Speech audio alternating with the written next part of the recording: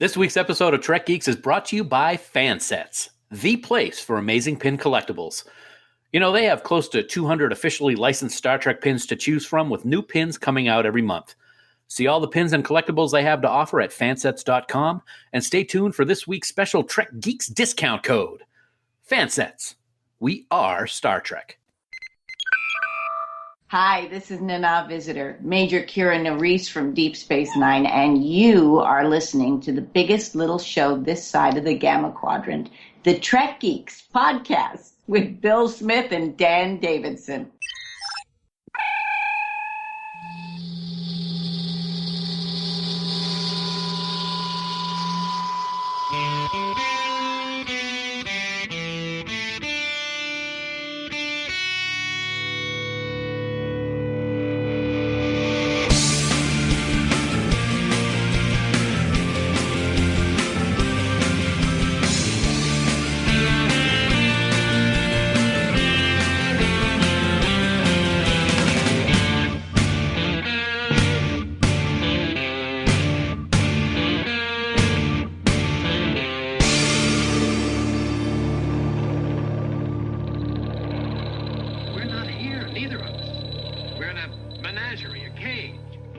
From the Podfleet Command mobile studios aboard a Lysipian transport stationed just outside the wormhole to the Gamma Quadrant. It's the flagship of the Trek Geeks podcast network and the biggest little show this side of the Alpha Quadrant. Greetings, everyone. Welcome to Trek Geeks. I'm your co-host, Bill Smith. This is episode number 175.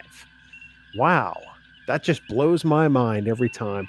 We have a great show on tap for you today. We're looking forward to talking about an episode that we've had to put off talking about a little bit from some reschedules here and there, but nevertheless, we're finally going to talk about one of Dan's and my favorite episode. And I've dropped his name, so I may as well bring him in at this point of the podcast.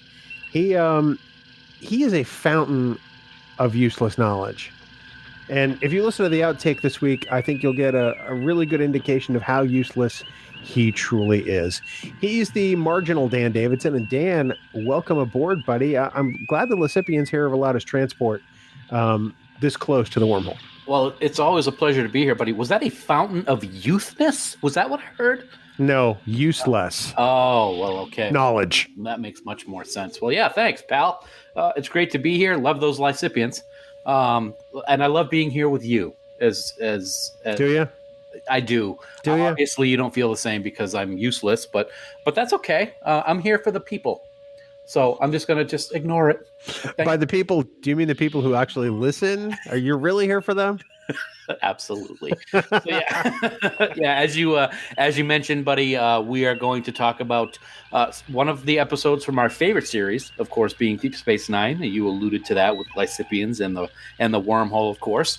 And as we celebrated the 25th anniversary of Deep Space Nine last year, we didn't get to wrap it up, so to speak, by talking about the finale. So that's what we're going to do today. We're going to talk about the Deep Space Nine Season 7 and series ending, What You Leave Behind. Or What You Left Behind, actually, I think is what it is. Yeah. No, that's the documentary. I see. I get them confused all the time. I am so excited for that documentary, but that's a different story. The name of the episode actually is What You Leave Behind. What You Leave Behind. And it's what we're going to talk about tonight. We had a lot to talk about with this episode. We actually worked together when this finale aired. Yeah, you know what's funny is I was looking through the notes and I saw what you put for that. I haven't the slightest recollection about it. Well, it's going to be a great discussion. It's going to be really riveting. Well, speaking of riveting, perhaps the folks at home can tell us their stories of when they watched this particular episode of Star Trek Deep Space Nine. How might they route those comments or experiences to us? Well, it is just so easy to get in touch with us. Just head right on over to trekgeeks.com/contact and you will find a plethora of ways to get in touch with either Bill or myself. You can leave us a voicemail. You can Skype chat us. You can fill out the contact form and type us out a personalized message. Or you can even click on that big blue button on the right side of the website and leave us a message with your very own mellifluous tones using SpeakPipe. And hey, don't forget the place to be on Facebook these days is the official Trek Geeks Facebook group, Camp Kittimer. Bring your Trek talk, your Trek picks, and your Trek love over to the site and join over 1,300 other friends talk Trek. It is the place to be on social media where the Trek talk is positive with no bashing or gatekeeping allowed. Plus, if there are new announcements about the Trek Geeks Podcast Network, you're going to find them first there on Camp Kittimer before anyone else in the quadrant. To join the group, just head on over to facebook.com/groups/Camp Kittimer and be ready to be part of a truly wonderful social experience. And as always, we want to thank our wonderful admins, Haley, Jackie, and Dan, for the amazing job they do running the camp. And please remember that, I'm going to see if I can do it like I did last week. Ready? Please remember that any comments or messages, leave them in these places, maybe using a future episode, Bill. That was pretty close to what you did last week. It wasn't as good, though. No, well, I'm glad you realized that because I think the rest of us did. It's the margarita talking. Is that what it is? So what's the excuse every other episode? Let's move along. Move along home? Second chap.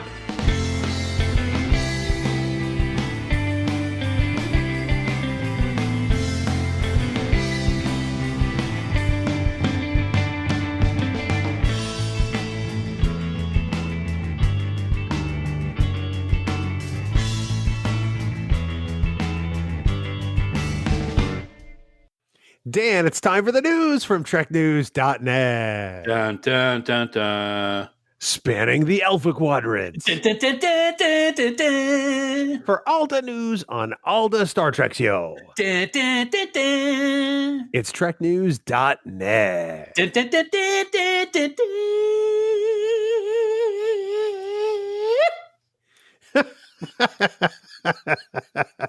You sound like you stuck your finger in a socket and we're stuck, and then all of a sudden you really got shocked and like, online at TrekNews.net. Dan, first up, we have talked about the incredible job that one Jonathan Frakes has done behind the camera on Star Trek Discovery in both season 1 and season 2, not to mention his other amazing directorial efforts.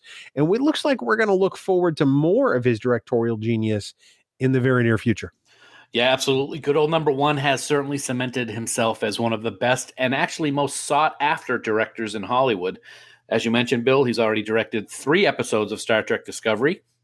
And we can now look forward to him being back behind the camera in season 3 of Discovery for 2 more episodes. The first of which will be the 3rd episode of the season, and the second will be later on as the season progresses. So that's pretty good news. But that's not all the awesome news about Jonathan Frakes, Bill. There's more. Oh, is there? There is more, yes. In addition to Discovery, Frakes himself confirmed that he will also be helming not 1, but 2 episodes of the new Picard series. He will be back with friend Sir Patrick Stewart. And as Frakes put it in a recent interview, he has been, quote, booked for what they call the second block, end quote, which is actually episodes 3 and 4 of the Picard series. So, that is something to look forward to. We have loved the work he has done on Discovery in season 1 and 2, and now we're going to see at least 4 more episodes with him behind the camera. That's pretty awesome. So now 4 episodes of the yet as unnamed Picard series have a director, Hanel Culpepper for episodes 1 and 2, and Jonathan Frakes for 3 and 4. I can only hope they get Roxanne Dawson in there for maybe 5 and 6. Yeah, it would be. That would be awesome. It would be very good. I guess what they're going to be doing is, rumor has it that they will be doing these blocks, and they will have 5 blocks. So 2 episodes per director. So a maximum of 5 directors is a speculation right now. So it would be great to get Roxanne, maybe Tom Paris himself. Mr. Robbie Duncan McNeil. McNeil could be in there, and it'd be a whole big Star Trek family reunion. I think that would be fantastic. I'd also love to see Olatunde Osunsanmi maybe direct a couple of, I mean, he just does such fabulous work, and I'm a huge fan, or maybe Doug Arniakoski, both of whom have done some stellar work on Discovery. Yes. That would be fantastic. So Dan, also speaking of Star Trek Discovery, it's no secret that you and I love Anson Mountain. He's been phenomenal as Captain Pike in season 2. We've been calling for CBS to announce a Pike spinoff series, and it seems that a lot of people kind of agree with that idea, and it's caught the attention of Mr. Mount himself. Yes, you are correct, Bill. As you mentioned, we love Anson as Captain Pike. He has just been fantastic. And there's actually a change.org petition going on right now asking CBS to create a Pike series starring Anson Mount as Pike and Ethan Peck as Spock, who, of course, represents the iconic character in Discovery for season 2. To date, and actually this was as of yesterday because I haven't looked at it today, there's already 15,000 signatures on this change.org site, and the captain himself is aware of the campaign. In a recent Facebook post, Mount said, quote, "I am humbled and deeply touched by this amount of love. I have never received such gratitude. Please know that my own gratitude at having been given the opportunity to walk in Captain Pike's boots is equaled only by that which I feel for the Trek family's devotion. Seriously, thank you from the bottom of my heart," end quote. And he went on further on Twitter to say, "Trek family, this afternoon while taking a break from Philly Comic-Con, I happened across this article and it brought tears to my eyes. I am beyond humbled. Thank you for your support, love, and passion. It means a lot to me and my own family. Respect, Anson." Dude, this guy is the definition of a class act. We saw it on the show for the entirety of season 2, and we see it on social media. This guy's fantastic. He really is. I mean, he's delivered a performance that really has provided such great context and layering to Christopher Pike. And we've said it before on Discovering Trek, and I think I've said it actually here once, is that, Jeffrey Hunter may have originated the role of Chris Pike, but clearly Anson Mount has made it his own, and in just an amazing fashion. Just so true to what we hoped the character would always be. And I have to believe that Gene himself would love his performance. I absolutely agree. It is given so many new layers and depth to this character who's always been kind of a revered character in Star Trek, but we only saw him once when you really think about it. We saw him, of course, in the Menagerie because it was the original Cage footage. But what he has done with this character, a lot of people have now said that Pike is now their favorite captain. And that's certainly something that I have said and you have said, I think. Absolutely. He's become my favorite captain out of all of them, and that includes Kirk and Sisko and all of the others. Captain Pike, as portrayed by Anson Mount, is it for me. So it's pure instonification. It truly is. So Dan, lastly in news, we're going to go back to the Picard series for a second, because it looks like just today, as we record this, there are some new cast announcements. Really? Okay. Well, I have that information right here in front of me. So, congratulations! Awesome. Yes. 3 new names have been added to the cast of the yet unnamed Picard series, and they include Allison Pill, formerly of the Newsroom, Harry Treadaway from Penny Dreadful, and Issa Briones from American Crime Story Versace. They are set as series regulars along with Sir Patrick Stewart. And this will, of course, explore the next chapter of Jean-Luc Picard. Now, of course, we still have no details about what characters they'll play. And this brings the number of announced series regulars to 7 if you include Sir Patrick as well. So, Bill, 7, lucky 7. I think it's time that we get some more information about this. So I'm going to call some people, and I'll let you know if I'm able to find out any information about the series. Let me know how that goes. See if you can get the name. Yeah, I think I'll do my best. That'd be great. Yeah. That would be phenomenal. That'd be the best thing you've ever done. Chances are slim, but I'll do what I can. Don't I know it? Yeah, thank you. Thank you.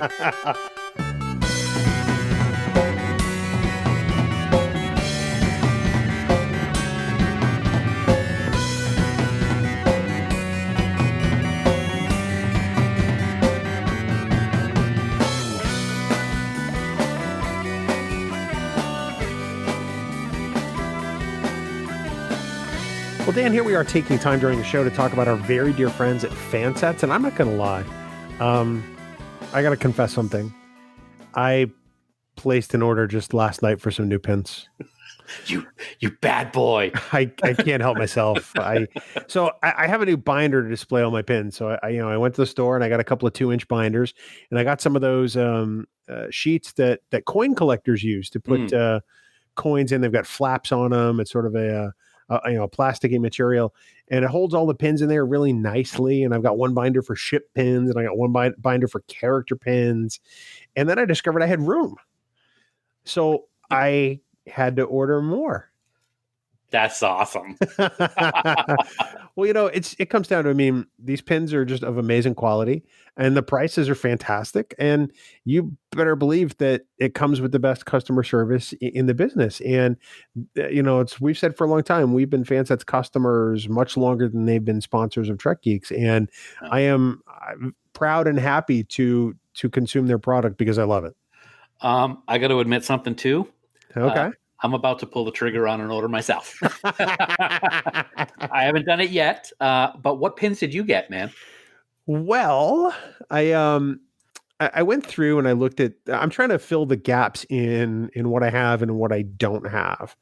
So I ordered an original series Scotty. That's on there. Nice. I ordered a USS Enterprise NX-01. Got it. Because I figured that would be good.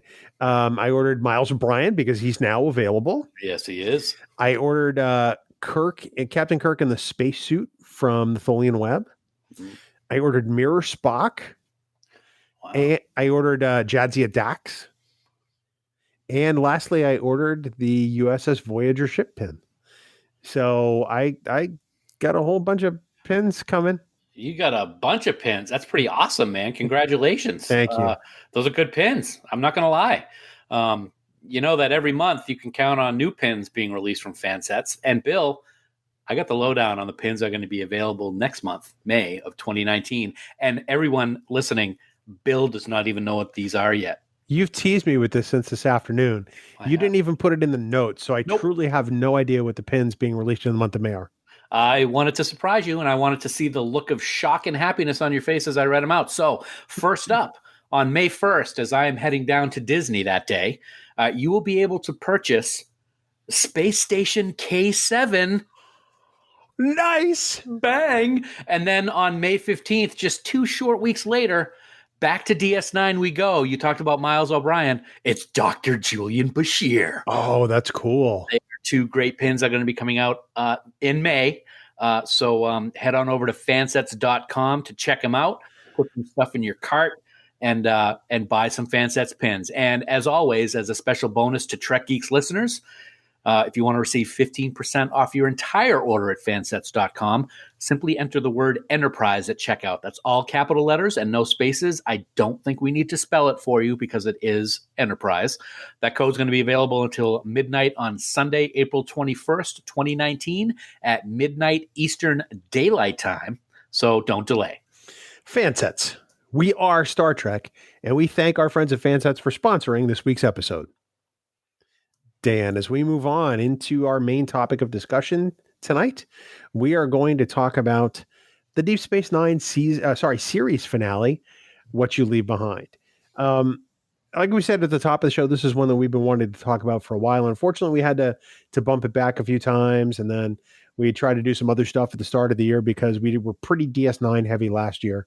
And so we figured we'd come around to it this week. And it doesn't make it any easier to talk about, even with time to prepare, because if you think about it, this finale is the culmination of a 9-part series finale, something that has never been done before or since in Star Trek. Right. And it works. It was the first time they did it. We never had these.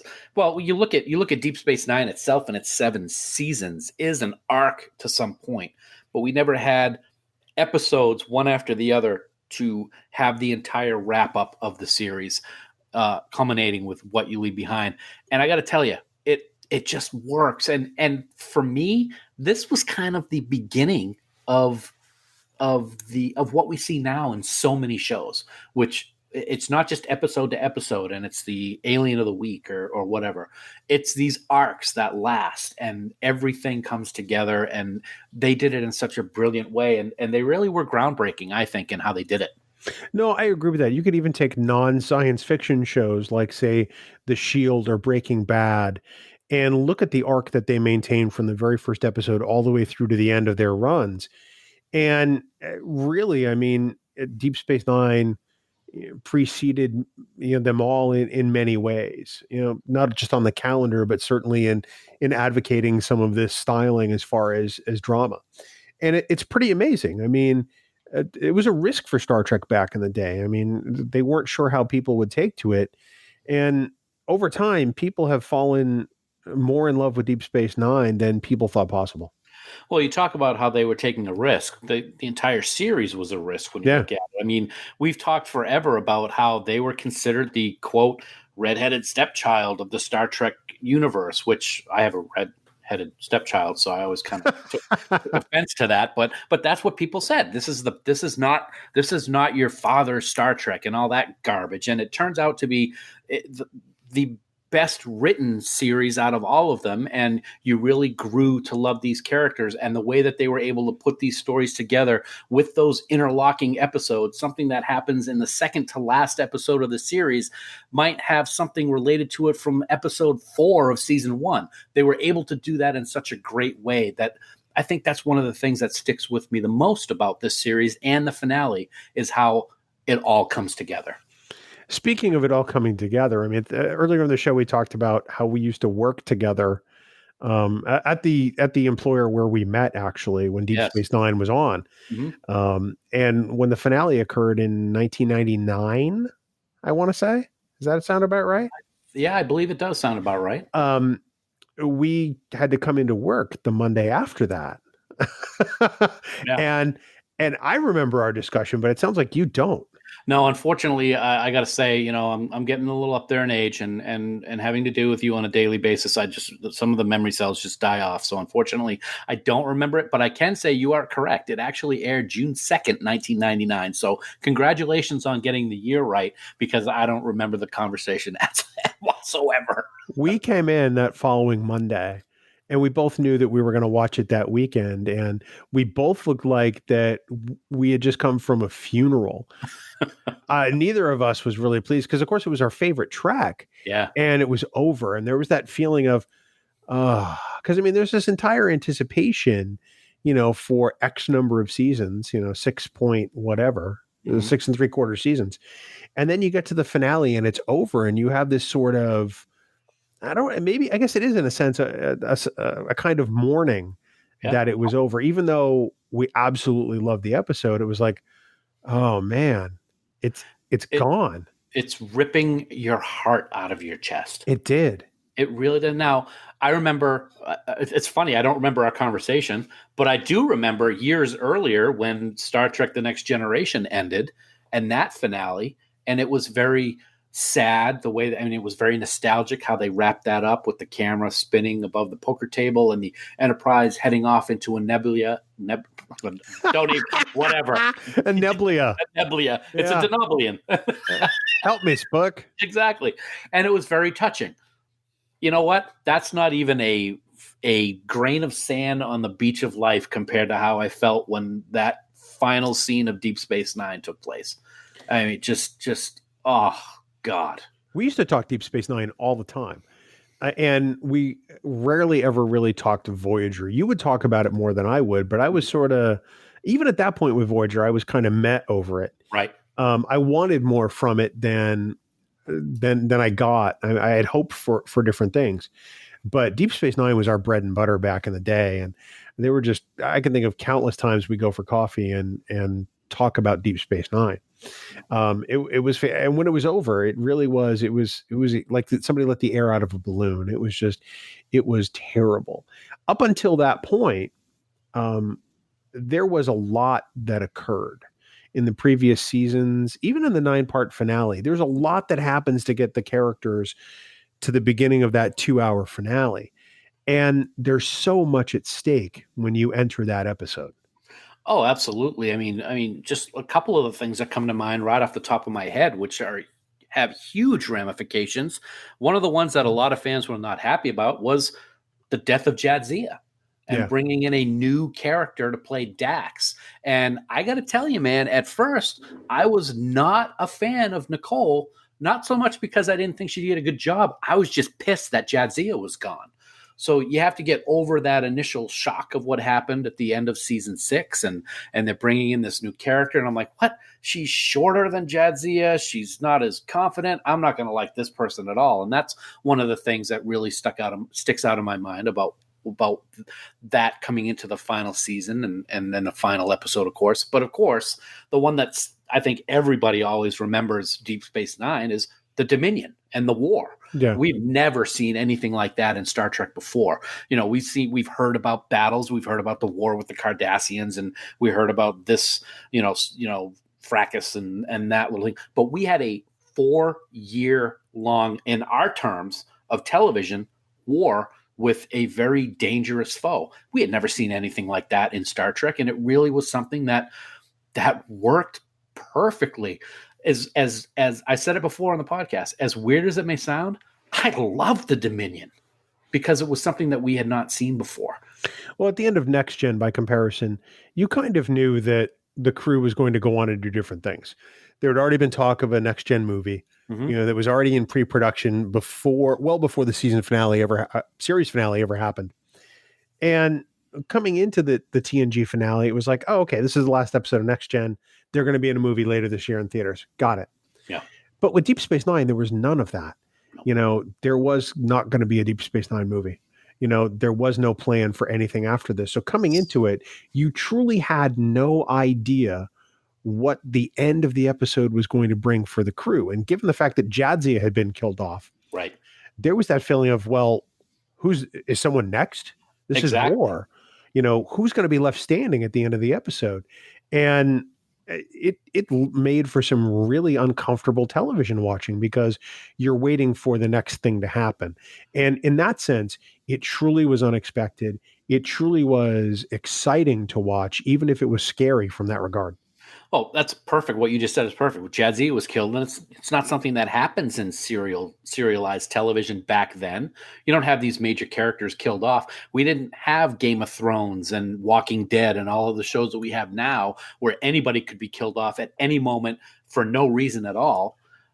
So that was a big thing. So yeah, we were really nervous about what was going to happen next. You knew that this war was going on. You knew that people were being taken prisoner and being tortured, and they were trying to free Cardassia. So there was that possibility that more people were going to die, and it really caused some anxiety moments. I know it did for me, and I'm sure it did for you as well.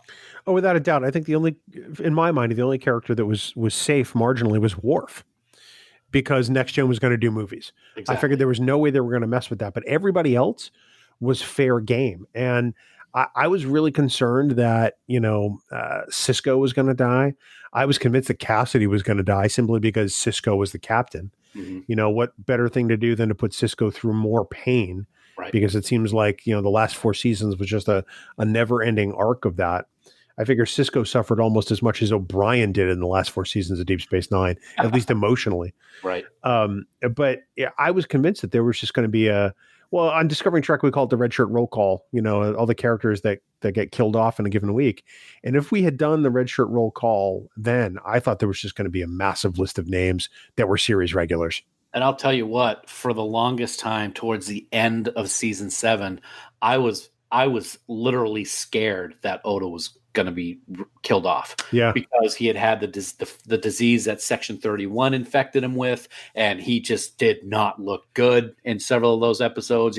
We had seen him all goopy when the founders made him go home, but now he's like flaking off. He's been in the sun way too long. He's flaky, he's wrinkly, he's doing all that stuff. So yeah, And as everybody knows, Odo was my favorite character on Deep Space Nine, so I was very concerned. So we'll get to how it ended with him probably later on, and whether or not we liked what happened. But I was really scared that he was going to be the next one to go. At this point, was Sisko your favorite captain? Yes. Oh, yes. At what point did that sway for you? Because it was Kirk before that, right? Yes, it was. I love Picard. I love what Sir Patrick Stewart did, but Kirk was I'm going to kick your ass instead of talk to you about kicking your ass, and I really liked that. I liked his shoot from the hip type of mentality in a lot of episodes, and Picard was more the debater and the person who wanted to talk things through. And while that's of course good and it works, when you want to see action in a TV show, especially a science fiction show, you like to see Kirk flying, kind of running off the wall and kicking an Andorian instead of somebody sitting down to have tea with a Cardassian. So, and I joke when I say that, but Kirk was my favorite. But just the storylines with Sisko and the way that Avery projected and the way that he acted as the captain. People say that they don't like that aspect about Sisko. I loved it. And I think. Oh, sorry. that's okay. I was going to say, I think the moment that cemented my belief that Sisko was my favorite captain was the Vreenak episode. And Yeah, in the pale moonlight. In the pale moonlight, and erase that entire personal log. That episode, it just, I mean, I think I knew before that, but that one really cemented it for me, man. I think you're right.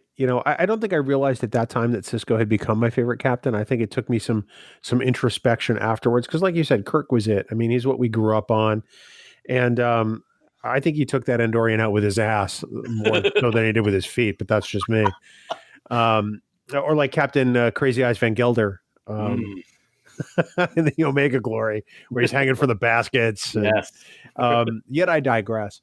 But I think that it was Sisko's passion and Sisko's love, both for his son and for Starfleet, that he wore on his sleeve, that really made me realize that he was the one that I respected and admired the most, for all his faults. Because, I mean, every Starfleet captain has faults. They're human. But Benjamin Sisko was a man put in an unbelievable position, asked to do incredible things, and wound up doing them at a cost. And I think that's the thing I respected. Kirk will always be my boyhood hero, but Benjamin Sisko was my captain. Yeah. I think when I really started to be like, oh, I'm going to love this guy, is when he finally actually became captain, because I never liked it when he was commander. And to be honest, and when it was first being, the first couple seasons, I'm like, okay, are the writers doing this on purpose because it's an African-American actor? Because that's not cool. And I really thought that could be one of the reasons. So I wasn't really cool with that. And then he became captain. And then, dude, the moment it happened, when he shaved his head and then he grew that goatee, baby, that's it right there. Well, that's when he went all hawk on everybody. And I think that's what we were all waiting for. Yep. When Avery Brooks first, debuted as Benjamin Sisko in Emissary, he didn't have the goatee and he had hair. I'm like, I thought Hawk was going to be in the series. Who's this guy? Exactly. But yeah, when he got the bald head and he got that goatee and he had that coolness to his voice that he always had, that's when I knew he was going to be something special. But it really cemented during the Dominion War. And like you said, how he wore things on his sleeve. He was a captain that we could relate to. Other series, we saw a captain who had to be alone and never felt that he could become connected with anybody else. This captain we saw as a father, as a husband, as a friend, and I think it worked brilliantly with Avery's performance. It's very much the opposite of Kirk, the captain we grew up with, but still very, very different and still very, very close to our hearts. It's kind of amazing. Deep Space Nine is really Sisko's journey. We've had that discussion on Trek Geeks before, and this episode on its own is its own little path in that journey. He starts this episode as a Starfleet captain, and he ends this episode as a wormhole alien, I guess. Yeah. At the time, I didn't quite understand it because I was still kind of, my jaw had dropped. This is the first time that they've taken a captain and done something like that, where he just didn't sit in the chair and continue off exploring the great unknown. He was everywhere and every time, and he could be back tomorrow or last year or who knows. And I thought that it was a really interesting way for them to wrap up his character. The series was his journey, and this journey in itself was probably the most special of all. I got to admit to you, man, I didn't like, and I still kind of have a problem with how they wrapped up Sisko in that. It's always been very sad to me that this is going to sound harsher than it is, that he left behind Cassidy and he left behind Jake and Kira to go learn from the prophets. And it's just, I look at it from Cassidy's point of view or Jake's point of view. My dad's gone. My husband's gone. Yeah, he's learning and he took on this role of being the emissary, but it's just always kind of rubbed me a little wrong that that's how his story wrapped up with the series. Now, in the books, which we won't get into a lot, he does come back and he and Cassidy have a daughter and this, that, and the other thing. But for the series, that was always something that it was very sad to me that that's how Sisko ended up where his destiny ended. I guess that's the right way to put it. Well, it's interesting that, I never thought about it in these terms until really just now, based on what you just said and the way you just said it. But it makes the title of this episode a lot more poignant than perhaps I thought before, because what we leave behind, it's really more specifically about what Benjamin Sisko leaves behind to graduate to this level of his existence, which is how I've always liked to refer to it. He leaves everything behind, everything that's meant everything to him up until this point. His love for his son, his love for his wife, his love for his unborn child. Everything that defined Benjamin Sisko and made him who he is, he has to let go of. And when you think about it in those terms, it really makes his arc really kind of stunning. It's really the only word I can come up with. It was impressive to me before, and now it's a level of sacrifice that we always hope Starfleet captains will make, but he didn't make this sacrifice as a Starfleet captain. He made it as a husband and as a father. And I think that that's probably even more shocking to me, that it's taken me 20 some odd years to realize that. Yeah. And you said it, this role of the emissary is something that he didn't want. He didn't really feel comfortable with at all at the beginning, but yet when it all comes down to the last episode, he does leave behind everything to go be with the prophets to learn. And it was a shock to me. It really was. Well, and specifically, he leaves it behind to stop Dukat, because he can't stop him any other way. Right. He has to make that sacrifice. He has to take everything that he's held dear and let it go to protect Bajor, to protect humanity in the Federation. And I'm having a hard time talking about it now, because I just really have come to this realization. It's amazing that this episode can still make us discover new things and think about these characters differently, even now, some 20 years after the episode is aired. Well, one thing that I would say to what you said, I agree with what you said, that he had to do it in order to stop Dukat and to stop the galaxy from being, in flames, as Dukat put it. Yeah. But then at the same time, as he explained to Cassidy, he'll be back sometime, maybe tomorrow, maybe yesterday. So he has the ability, if he wanted to come back whenever he wanted to, but yet he chose to stay where he was with the prophets. And that's a big, sorry, I'm not coming back. I got other things to do. I mean, I kind of say that tongue in cheek, but it's like, what are you doing? Go be with your wife. Go be with your family. Go be, you can talk to them like you've been doing it for 7 years like this. Just keep going and doing it, man. Well, but in theory, he could come back to that very same moment and never have been gone. When he's ready to come back, he can come back right then. Well, see, that's the benefit of being non-linear, as he has now become, because I can't picture that. I'm picturing it, like I said before, with Cassidy. How long are you going to be gone? Jake putting the hut on that house, that model that they built, and just just staring at it, and I'm gonna start crying again.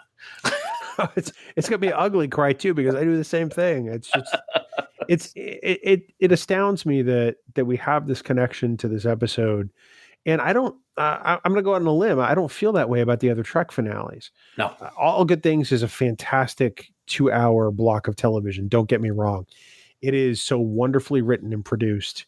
The other finales are great on their own. Enterprise is a great TNG finale too. Sorry, can I throw that? I like the Enterprise finale. I appreciate what they try to do, even if they didn't execute it well.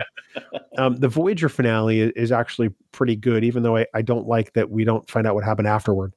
Yeah. But I feel an emotional tie to this episode that I don't feel to the others. And that's really the thing that kind of surprises me at this point.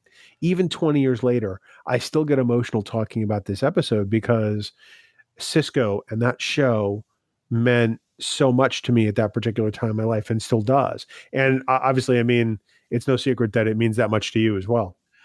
I've said it before. I will continue to say it, because it will happen until the day I die. Whenever I watch the finale, when those scenes of all the different crew members leaving, and they've got the Deep Space Nine theme music mixed with the And the Way You Look Tonight montage, blubbering idiot. I weep, not just tear, I weep every single time I see that. I could watch it right now and weep, and in an hour I could play it again and I'd weep again. That's the connection that I have. If we ever do a commentary for this episode, we're going to have to call it Ugly Cry. You just thanks. Well, no, I mean, we'd record it together, which is we'd both be just a mess. Yep. Going, oh my God, that was so horrible. It's funny that we're talking about that part right now, but I don't know. Well, actually, I think that scene with everyone is more powerfully emotional to me than the pullback with Jake and Kira looking out the window. Really? I think it's the music. I really, really think it's the music that does it for me for that scene. And it's interesting because there's still a few minutes of the episode before the Jake Kira pullback after that. Yep. But that scene, when that music starts, especially if I think it starts with O'Brien when he finds the little soldier, forget about it. That's just it for me. Yeah. So changing gears a little bit. I mean, Ducat's arc in this episode is also as pronounced. You know, for every ultimate good, there needs to be an ultimate evil. And Ducat, over the lifespan of the series, has served a number of different roles. It's not like he was gumbified, you know, but he clearly went from oppressor, you know, and enslaver of the Bajoran people to foe once the Bajorans were liberated, to sort of uneasy and untrusted ally of sorts. Absolutely, yeah. Yep. To an outright adversary, to a madman, and then ultimately to what really was the ultimate evil in the galaxy. And one, kudos to Marco Limo, because he played it all so well over the 7 seasons. I don't think there's another actor who could have taken Ducat and done what Limo did with it, because it really was perfection. He really is the perfect villain to love in maybe all of television, if not definitely for Star Trek. We talk about how everybody loves to hate Kai Wynn. I love to love Gul Dukat because he is that good a villain. And like you said, he's got so many different parts to him. You know, that oppressor, and he's got this, he's just an egomaniac to such a degree. And yet when things are going a little different, he is an ally. He's got a Klingon bird of prey, and he's going to fight the Klingons with Kira, and this, that, and the other thing happened. It's just done so great. And then he surgically alters himself to become a Bajoran for that ultimate evil chapter that you just talked about a minute ago. But I got to tell you, with all of that went on, and all of those episodes toward the end of the series when he was Anjol Tanan, the best thing that the writers could have done was made him Cardassian Gul Dukat at least once more at the very end of this finale. Oh, yeah, they had to. Yeah. And you left out the ultimate evil and revulsion of Gul Dukat is that he actually had to sleep with Kai Wynn. Did I say that out loud? I'm sorry. I might ask Louise about that at STLV. Yeah, I'm sure that's going to go over well. Although it's amazing that Marco Limo could play such a sinister guy. And he really is one of the nicest and most gregarious people on the planet. Yep. I've talked before with you about meeting him during DS920. Literally that moment where I got my photo taken with the Deep Space Nine cast, I walked across the room and Marco Limo was sitting right over there, just on his own, just sort of listening to the jazz music that was playing and digging it. And I walked up to him and shook his hand. He could not have been a genuinely nicer guy. He was full of laughter. He was full of happiness. And I'm like going, my God, that's Gul Dukat. Isn't it funny that we have this way that we look at somebody based on the character they might play? Oh my God, this is Gul Dukat. Oh my God, that's Odo. Or oh my God, if we ever met Ricardo Montalban, oh my God, that's Khan. But as we have said so many times, when we meet these people at conventions, they are such wonderful people. They like talking to you. They tell you their experiences with the show. They truly appreciate what we as fans love about them so much. None do it better than the Discovery cast right now, at least that I've seen. Right. But even with that being said, all the other ones that we've met, they've all been the same way. I had my picture with Mark a few years back, and he had a problem with his wrist, so I wasn't able to shake his hand. But he goes, "Oh, sorry," but he gave me a big tap on the shoulder with his other hand and thanked me for being there, and it just makes you feel like $1,000,000. It's amazing that he was just such a joyful guy. It's just not what you anticipate. I mean, obviously we know their characters that are played, but just a stark contrast, and that speaks a lot to just how dark and how evil Ducat became. Mm-hmm. Here is a guy who, sought out the Coast Emojin, and I don't think had any idea exactly what it was going to do to him. It makes you question at one point when Ducat ended and when the Pa Wraith actually began. Yeah. And I have to go back and rewatch season 7 because I think there's a definite turning point. But it's played so well by Limo that it's such a slow transition that you almost don't even know. And I think that's really the brilliance especially of this last performance in What You Leave Behind. Yeah, I think it's actually more in season 6 that transformation took place. Yeah. He was, with especially after the death of Zial, and there really wasn't anything for him left to really hold on to.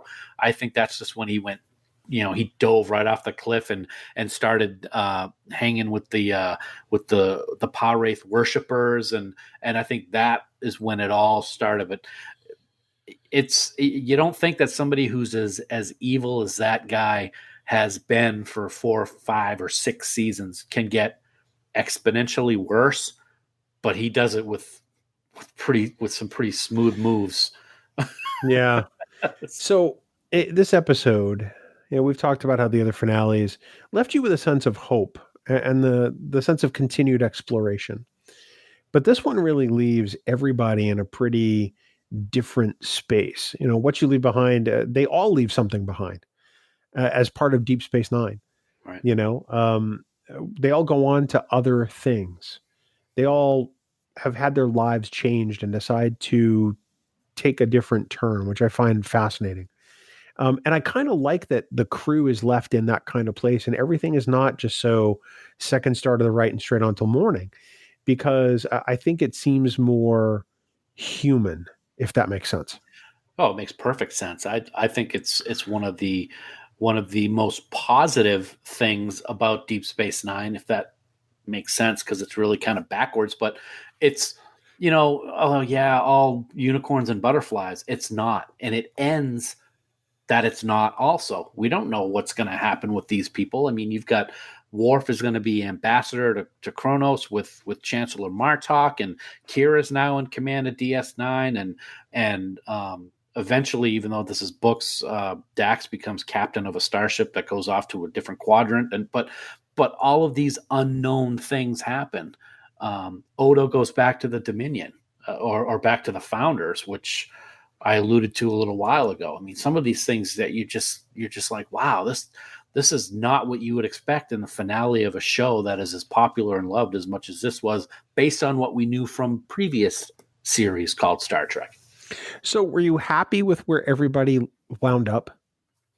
No. All right. So give me the ones you were most happy about. I like that Kira was in command of DS9. And I like that she kind of became a maternal figure to Jake. And I only get that from that final scene, but it really made me feel that there was a connection there. I mean, they battled each other when it was Pa Wraith against Prophet in that one, I forget the name of the episode, but they've always seemed to have a connection. I actually kind of think Jake might have had a little crush on her when he was younger. He did. But I think that was a good way for Kira's story to end with the series. And I don't like the fact that Dax and Bashir finally got together, but I like that Bashir was still going to be the doctor on the station. I thought that was good. And O'Brien going to teach at the academy, I think was good in the fact that he wouldn't have to listen to his wife bitch all the time about where they were. Oh my God. Yeah. But yeah, then we have Odo. Well, we're going to get to that. Yeah. I have to say, I liked that O'Brien was going to get to be Earthbound, even though I still don't know how a chief petty officer gets a teaching gig at the academy. I'm still trying to work that out of my head. I have an answer. Yeah. He was the chief engineer on a station that was Cardassian, and he was able to make it work with Federation technology. That's got to give him something. Yeah. And I do love that Kira went up in command. I do love that Bashir, and I kind of like that Bashir and Ezri got together. I thought it made sense. It kind of made me glad that we didn't have Creeper Bashir anymore from the first couple of seasons. Yeah. Where he was just lusting after Dax.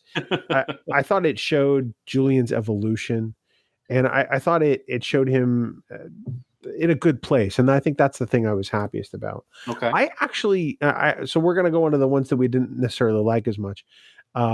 I thought it was dumb that Worf was going to be made the ambassador to Kronos because Worf was going to be in the next gen movies. Exactly. And I actually don't mind where Odo went back to the puddle of goo.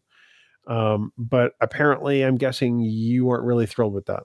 Well, yes and no. Let me put it this way. I have never been a fan of the relationship with him and Kira. I just wasn't. And I think that it was important for him to teach the founders that solids were not the threat that they thought or think that they are. I think he could have done that without leaving the station and joining them. It's another perfect example of what you leave behind. Sort of like Sisko in some way. Who's to say that doing it the way that he did, the founders in the Great Link wouldn't just suddenly turn against him and say, no, you're wrong, and turn him into a solid and shoot him off into space or something like that. I understand why he did it. I know that he wanted to rejoin the founders at times during the series. I just wanted to see him stay at the station. I wanted that relationship with him and Quark to continue so that they could badger each other. Selfishly, I wish he had stayed on the station. Interesting. Yeah. I felt like it was the only possible outcome for him was to make it back home once we realized that the founders were his people. Yes, I agree with that. I just wish there was a way that he could have, he could still be, welcomed back to the family, but still live in his own house. His own house of solids. Goo. Yeah. Now don't get me wrong. I love the Dominion. I've said it before. I love the founders and their isolationism and their wanting to take over everything. And I just, I don't know.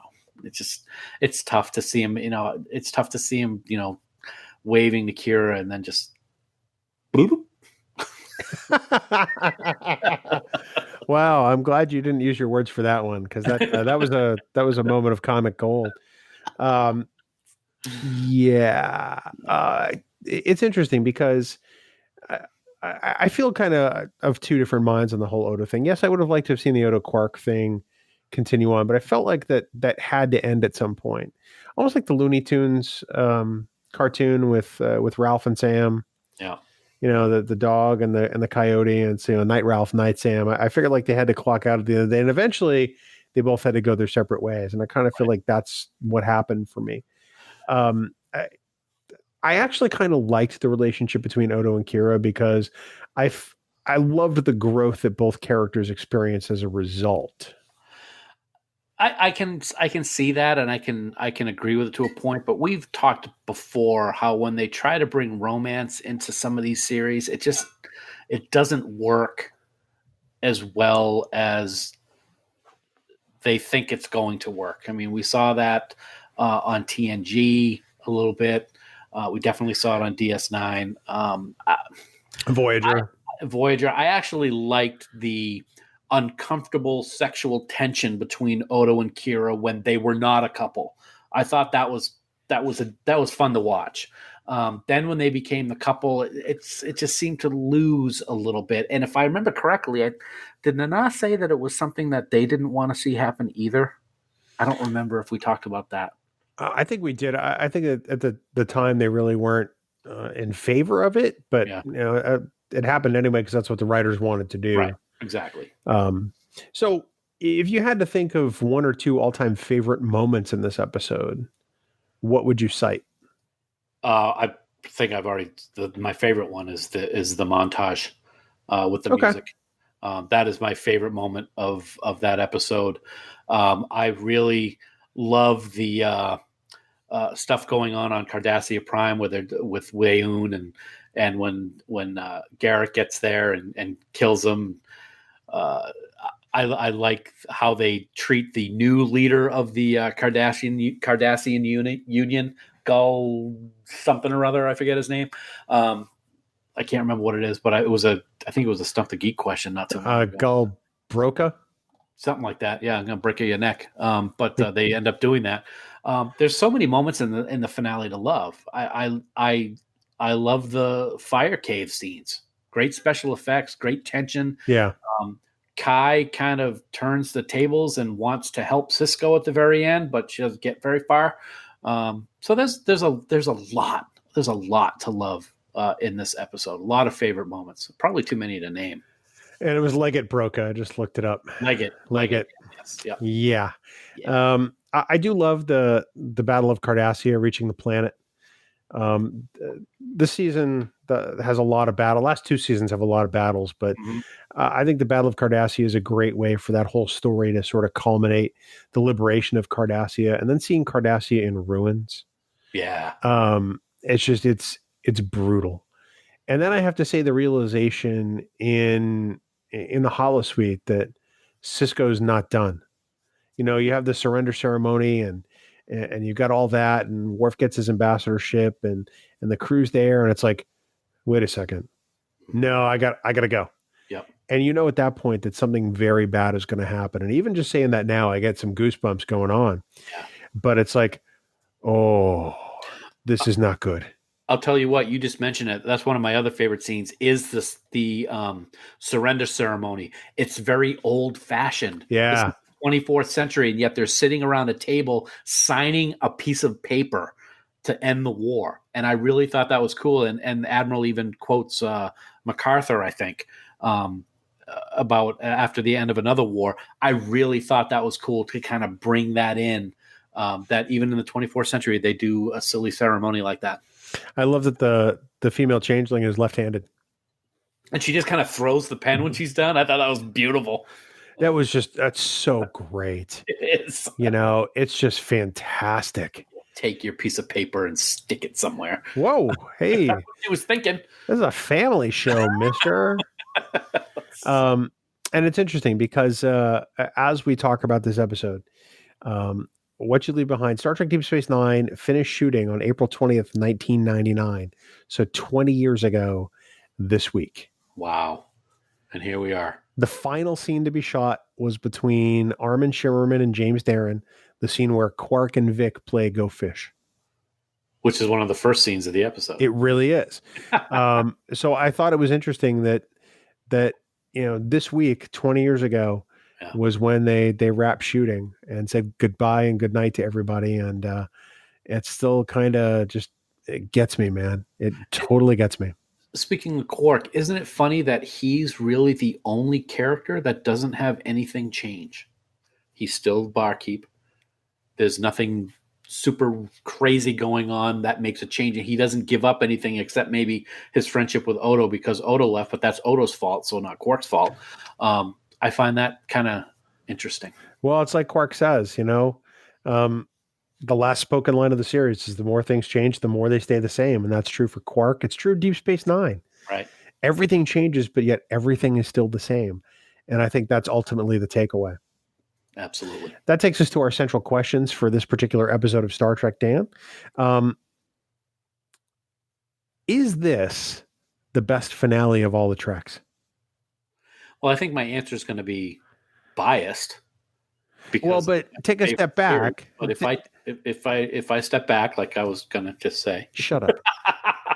I have to say, yeah, I really think it is. I mean, there's so much to grab onto in this finale and really think about and enjoy. And like you said, All Good Things is a great episode. Voyager, you've got they finally get home. I still want to know how they have steel girders in the transwarp conduits, but we can talk about that some other day.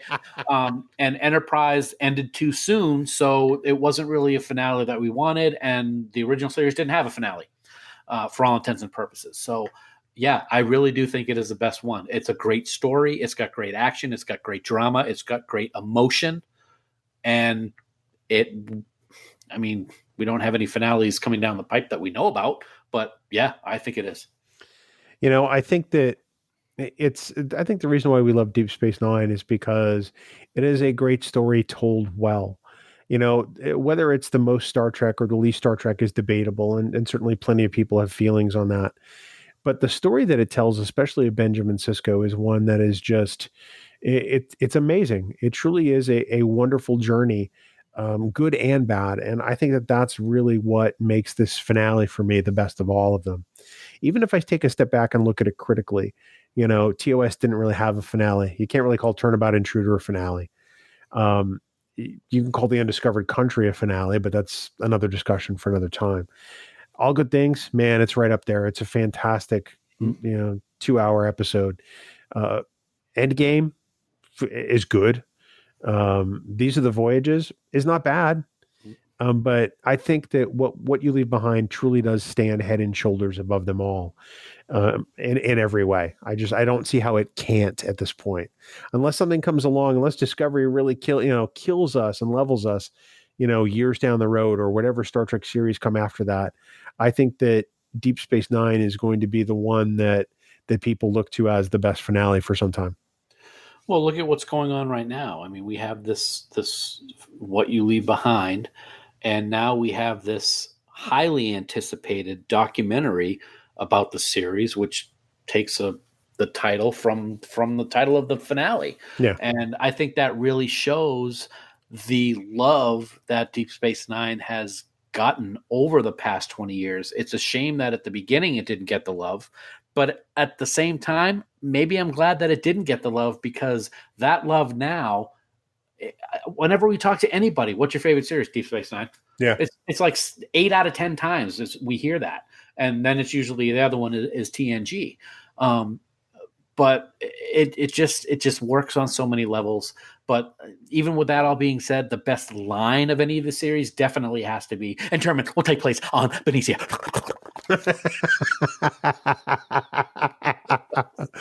That is perhaps a great way to jeter into our thanks for 5-year mission. I'm not sure how or why, but it is, because Turnabout Intruder will be coming up on year 5 when they do year 5. But right now they have year 4 out, Dan, and 5-year mission. All of their albums are fantastic, whether it's year 4, or years 1, 2, and 3, or Spock's Brain, or Trouble with Tribbles. You are going to get some just fantastic music done by guys who love Star Trek. These are not song parodies. It's not stuff making fun of Star Trek. These are songs that make you look at these episodes in a different way. And we are so grateful and thankful to them for all the music they've let us use here on Trek Geeks, Dan. I love every single one of those guys. What's funny is I forget the song, but I remember the video where there was like these floaty things running. They were like running around a parking lot with all the floaty things running up. That was from the Spock's Brain album? It might have been the Spock's Brain song, as a matter of fact. They're all about Spock's Brain on that album, Dan. Well, I know. Isn't there one called Spock's Brain? And that's the one. Oh no, I don't know which one. They're so good. They all mix together, and I can never remember them anyway. But anyway, what I do remember is the episode that it was not Farksy and Hutch. I'll say that right now. But I did watch an episode just the other day.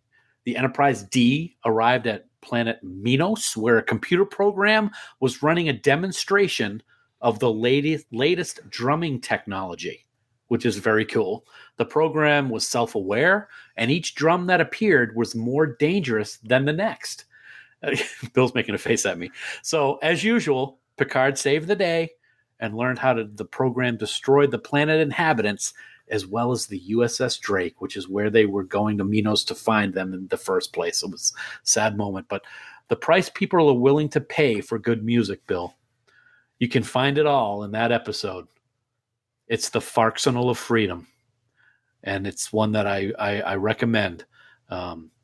It's Farcsignal of Freedom. Farsky and Hutch, season 2. I can't even. You know what's funny? No, not that. Is that I've actually used this episode as a different Farkism in the past when it was the Arsenal of Farkdom. Neither of these was better than the other. Well, so what you're saying is you're reusing material instead of coming up with something creative. Different story, different title, but just the same episode though. Same. Yeah, but that one, the last one, when I talked about it, it was about the USS Lollipop. I didn't bring that one into this one, so you can't say that to me. 5yearmission.net, everybody. Going out there, download all their albums. Please become huge fans because we love those guys so much. The Farcsignal of Freedom. God. Don't forget. Go. What's that? It just flows, man. It just. Yeah. It's out of me like vomit. It's just great. So does the sewer pipe. That flows too. Don't forget, you can support the Trek Geeks Network of podcasts by subscribing to bonus content via Patreon. Get access to exclusive content not available anywhere else. See the first of our annual supporters pins from Fansets and get raw, unedited audio of all of our podcasts, along with so many other perks, Dan.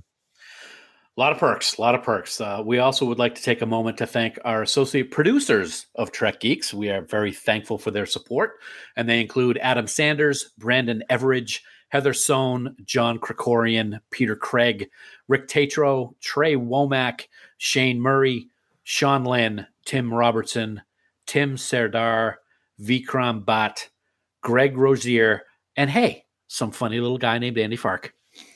That's the beautiful and gracious Andy Fark. Thank you very much. That is correct. We also want to thank our Trek Geeks producers for their support. They are Ken Tripp, Casey Shafsky, Charlie Mulvey, Chris Tribuzio, Craig. I almost crossed Craig and Eric and said Craig Extreme. And I'm sorry, Craig Ewing, Eric Extreme, Jackie and Chris Hackney, Leonel Marchand, Matt McGonigal, Mike Bovia, Harry Michelson, Norman Lau, Patrick Escudero, Sean O'Halloran, and the lovely and talented Scott Vachon. If you would like to become a producer on the network or even get access to the raw audio for Trek Geeks podcasts, head on over to patreon.com/Trek Geeks today, where subscription levels start as low as $1 a month. That's 100 pennies. That's it. That's it. Dan, next week, it is considered by many to be the definitive movie in the Star Trek universe. We always reference it, and even the license plate on my car is a quote from the film. And next week, we're going to talk about it in depth. You task me, Bill. You tasks me, and I shall have you. Yeah, you know what's hard to believe, dude, is that this movie is 37 years old, and it still holds up. As you mentioned, it's considered the #1 movie of the franchise. So next week, we are going to deep dive that movie, that redefined fandom. It is Star Trek II, The Wrath of Khan, next week on Trek Geeks, the flagship of the Trek Geeks Podcast Network. Bill? I'm looking forward to this. I mean, I could talk about Wrath of Khan for days. This will be a little different than when we talked about Wrath of Khan a couple of years ago at the year end with both Larry Nemechek and Ken Ray. Right. We're gonna look at Wrath of Khan a little differently. And just enjoy the hell out of it, really, I think is what it comes down to. So, of course, Dan, for more great Star Trek discussion, we want everyone to check out the Tricorder Transmissions online at the tricordertransmissions.com. And, of course, for all the news on all the Star Treks, please visit our great friends at treknews.net. For now, this has been episode 175 of the Trek Geeks podcast. We do hope you all live long and prosper. You will take my order. You will take my order. And we will drink coconut drinks on Venetia.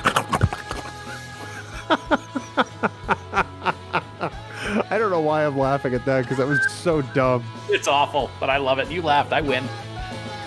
Music for Trek Geeks is provided by 5 Year Mission. They're writing one song for each episode of the original series. Download their music at 5yearmission.net. Trek Geeks, a Star Trek podcast, is a production of Coconut Media Works. Executive producer, Bill Smith.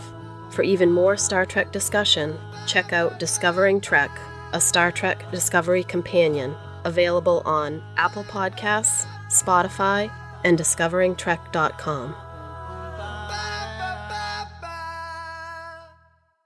Bing bong. Whoa, you know what that reminds me of? No. The Haunted Mansion, which I'll be at in 2 weeks. Shut up. Hi, buddy. Hi. How are you? 2 weeks from today. I'll be in the air right now. Actually, I will have already landed. Are you taking the 737 MAX? No. That's too bad. Yeah. Oh, wow. It's awful. I mean, I hope your family takes a different plane, but Wow. as for you. Well, we all travel together, so I feel sorry for them. I'm not as sorry as I feel right now. I feel right now. Got the cutest little boo-boo face. So I saw a photo of you today. I saw an eagle. I saw an eagle. Yeah. You had your Facebook up when I came by your cubicle. Oh, my God. And I saw a photo of you from 25 years ago? 1992. Okay, so 27 years ago. Yeah. No, 25 to carry the one. Yeah. Hard. And let's just say I wish I'd had it poster sized because you're wearing this sort of pastel wine colored shorts. Purple. Wine colored and a matching shirt. Yeah. And we have to put this in Camp Kittimer, this photo. We can do that. I'm not because it was fantastic. I didn't recognize it was you at first. It was Thin Dan with hair. Well, I haven't seen you with hair on the top of your head since 1998? Something like that. Yeah, around then. Yeah. Yep. I think that's true. And you were clean shaven too, and that's where I really didn't recognize you because I haven't seen you without facial hair since 1996. Yeah, yeah, and I had the big giant Grant Putnam from General Hospital glasses too. That's 2 Grant Putnams in 2 weeks, baby.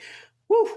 Who the hell is Grant Putnam? He was a character back in the early days of General Hospital when I watched it when I was in school, and he was married to the Cassadines, and then he everybody thought he was dead, but then some guy who looked just like him took over his life, and the real Grant Putnam was living up on some mountain and wanted to kill Anna and Robin Scorpio. Oh my God. I just pulled that. I haven't watched the show in 30 years, and I just pulled that right out. He was played by Brian Patrick Clark. Mm-hmm.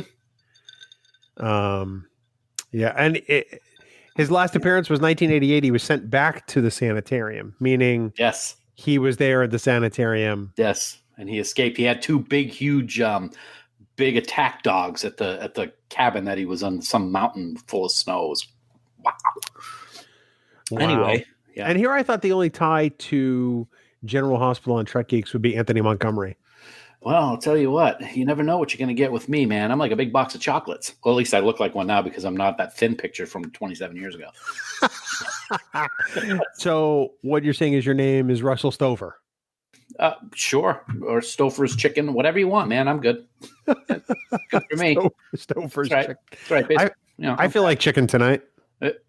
I'm not going to do it. I'm not going to do it. I think you can get away with that one. Really? I yeah. Like chicken tonight? Chicken. I feel like chicken tonight. Here we go. That's not a royalty generating event on Spotify. That's at least not what we know of, but we may find out. It's a commercial jingle. I think you're fine. Okay, good. We could do commercial jingles? Oh. Probably not any of the ones Barry Manilow wrote. You shouldn't have opened that door. Not tonight, later. I'll just surprise you. In the middle of a podcast in a couple of weeks, all of a sudden, I'll just be like, Dinty Moore. What? Dinty Moore, remember? No, obviously. Dinty Moore. Okay. Don't remember it. Okay. It was that gross, microwavable beef stew in a can. Oh, I know what Dinty Moore stew is. I just have never heard that jingle. Oh, yeah. They had the guy who was impersonating the guy back in Toast? No, the guy who did Frosty the Snowman narration, Jimmy Durante. Yeah, that's him. He was also an actor. Are you sure it wasn't actually Jimmy Durante? It could have been. But, those actors, usually after they're not famous in Hollywood anymore, they do really bad stuff like commercials for microwavable beef stew. So, it's possible. You go from a Hollywood actor to the narrator in Frosty the Snowman to the Dinty Moore guy, right? Where's this going? Like our audience, I have nothing right now. Yeah, it's amazing because we have the great good fortune of people tuning in every week to download us and to make us a part of their fandom, and we reward them with discussions of Dinty Moore beef stew commercials. And it's not even like Dinty Moore is good. So I shouldn't really say that. It could be good, but we're on this like no processed food kick, and we have been. Yeah, so are we. Yeah. So I would never even come close to going down the aisle that has the Dinty Moore. I grew up on Dinty Moore beef stew, honestly. Oh, okay. Because it wasn't bad. I mean, in a family of 9, it's not like my mom could, mix together a giant pot of beef stew and let it cook all day. So you'd be like, Mom, can I have some Dinty Moore? Dinty Moore? No. Sorry. No, I think I just called it beef stew. Thank you. All right. Sorry. You sounded like. I'm sorry. Did you eat the high class beef stew? Did you have beef bourguignon? Yes. I had beef Wellington stew. Oh, sorry. Well, yes, thank you very much. It's a great lovely. My karate pinky. Wow, that's 2 Gilligan's Islands in one breath. Yeah. I feel dumber. Okay, Gilligan's Island, General Hospital, Dinty Moore commercials. What else can we talk about in this outtake? This is a Star Trek podcast, right? Maybe we should get started. What? This is the second time in the same recording session you've tried to move things along. How about you produce Discovering Trek? Oh. And I will produce Trek Geeks. How's that sound? I love the sound of that. Well, then how about you shut your mouth? That sounds like heaven right there, ladies and gentlemen. This is the best sound you're ever going to hear in the Trek Geeks podcast. Listen to that. Oh, I love it. Oh. All right, Jerk, you ready? Oh, can I talk now? I don't know. Can you? May I? No. Oh my God, you sound like my aunt. She used to do that to us all the time. And it's just, we wouldn't argue with her. Are you still talking? Sorry. Yeah, I'm ready.